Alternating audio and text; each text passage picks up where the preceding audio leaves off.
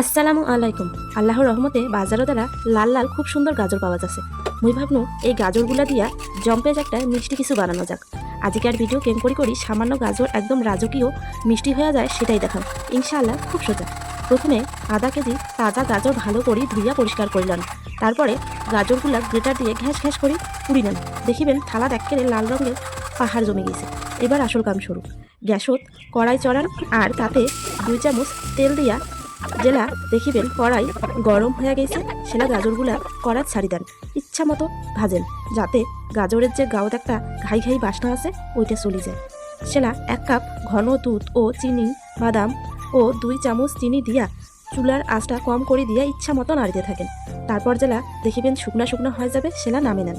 সুবহানাল্লাহ, কি সুন্দর যে একটা ঘ্রাণ বের হয়েছে কি কম। একটু ঠান্ডা হয়ে গেলে হাতত কনেক তেল মাখি লাড্ডুর মতো ছোট ছোট গোল্লা বানিয়ে নেন। উপরত কনেক করি